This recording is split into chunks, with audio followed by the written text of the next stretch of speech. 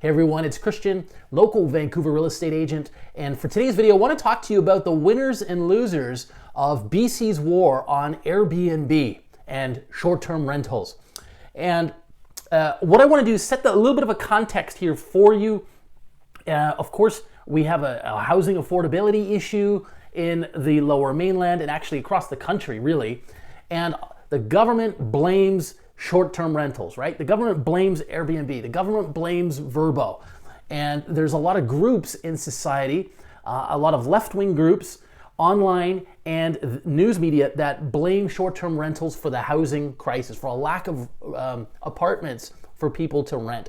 So let's talk about that. Let's pull a little bit on that thread and let's talk about that in a little bit more detail in this video. Because I think a lot of that is nonsense and quite frankly is I don't want to call it a lie, but it's very misguided on the government's part.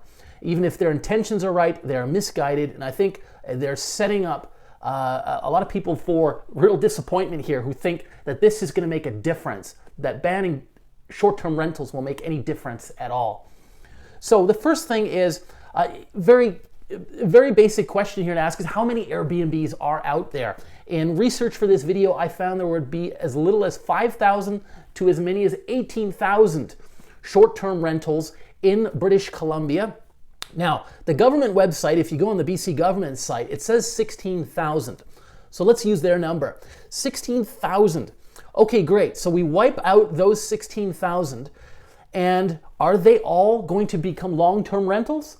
No, they're not going to become long-term rentals because we have to. Here's why they're not going to become long-term rentals. One, many of these properties are owned by, let's say, a couple or a father and son, and they may be out of province. They come in and they might stay here for 3 months over Christmas or over the summer, and the other 9 months they may rent it out. A lot of these other Airbnbs or short-term rentals are in a part of someone's house, and they may not feel comfortable having a long-term tenant there who they cannot ask to leave if that tenant is noisy or causes problems. So you're not going to see all 16,000 translate into long-term rentals. Maybe you'll see 75%, which would be about 12,000 of those. That I think would be a good number. Now, let's talk a little bit about the winners and the losers here. So the first winner here is the hotel industry. So I would say to the hotel folks, the executives, put your hand on your shoulder and give yourself a pat on the back because you got a big win there. The hotels have to be loving this.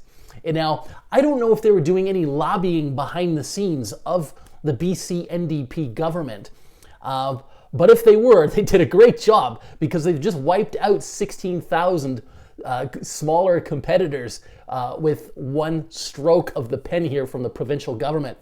And it reminds me a lot of how the taxi cartel tried to keep Uber and Lyft and all these ride-sharing platforms out of the BC market, and really was successful in keeping them out sort of for about 3, 4, 5 years before they have been finally allowed in. And the reason why these platforms are popular is because they're good. If you talk about an Uber, for example, it's good because you're not fumbling around with change. You're not having to tip the driver in front of his face, which makes a lot of people feel uncomfortable. It's the same thing with short-term rentals. I mean, they fit a niche in the market for people who might not want to stay in a hotel, but they don't want a long-term rental. Maybe they're only here for 2 or 3 months. It really works. And I'm just surprised that the people in government can't figure that out. I mean, that really should be pretty obvious. Again, coming back to the hotel industry, take a note of what the room rates are 12 months, 18 months from now, because that is what I'm curious about. Because today we know it's $200-300 a night to stay in a Vancouver hotel. And in fact, there's 1,500 less rooms, hotel rooms available in downtown Vancouver now than there was 13 years ago when we held the Olympics. So there's a shortage of rooms, big win for the hotel industry. Second winner is the government. I think the government wins here in a way. And again, this has not really been talked about in the mainstream media, but I imagine for them it's easier to collect tax revenue from big hotel chains than it is from 16,000 mom and pop Airbnbers or Verboers, smaller families and individuals. So they collect more tax revenue and makes their life easier. Okay, who are the losers? Well, you and me, my friends, we are the losers here. We have 16,000 fewer options to choose from if we're coming to Vancouver.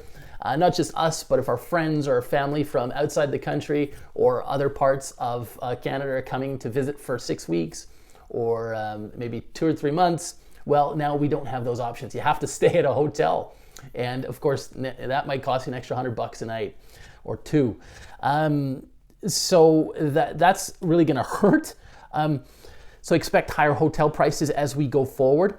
In addition to more consumers who are hurt here, I would say are let's say nurses and doctors who are coming to backfill work at local hospitals.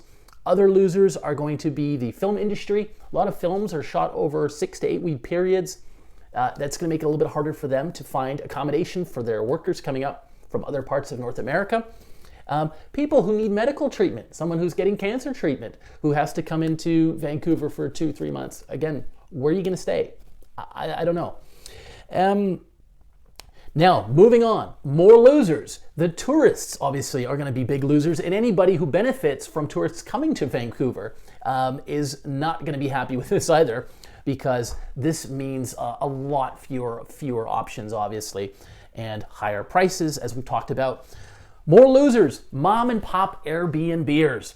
Now, there tends to be this perception that Airbnb, I think people who Airbnb rooms or apartments or rooms in their homes are painted with this brush of, that they're bad and they've got horns, right? And look, it's okay to make money.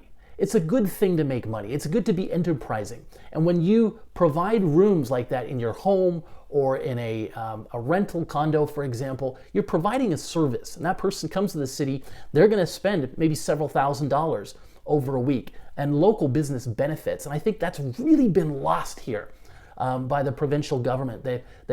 Their focus is solely on what they claim is making it more affordable.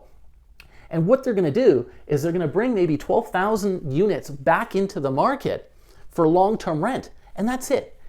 They're only coming back once. The population continues to grow in BC by 100,000 per year. So 12,000 is not going to help the last 200,000 people who've moved here in the last 24 months. This should be obvious to people in government in Victoria. Maybe it isn't.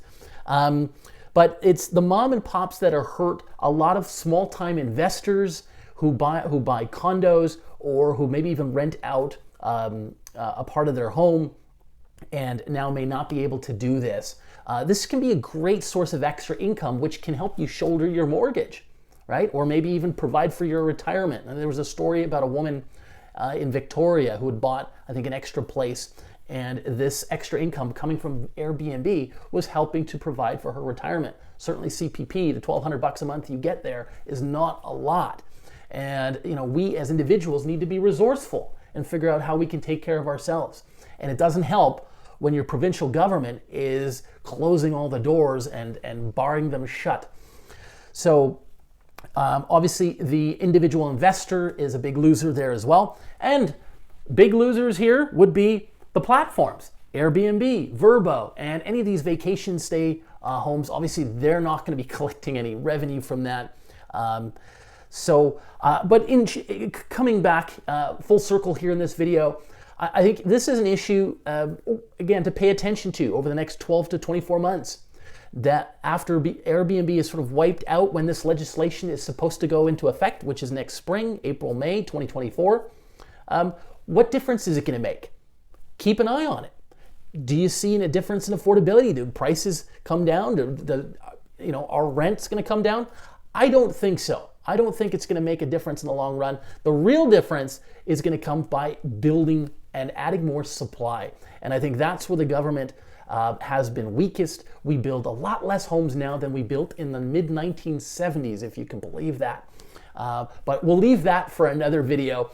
But the point here is, I think if you feel passionate about this, and if you're someone who used to Airbnb a property, write your local member of the legislature, whatever their political affiliation is, and even write the news outlets and share your story, because your story deserves to get in the paper as well. It really is. I think it's almost a bit of a crime the way Airbnb and these short-term platforms have been treated by the media and by the provincial government. It provides a great service. That's why millions of people around the world would use it, and it really makes no sense to limit it the way they're doing it.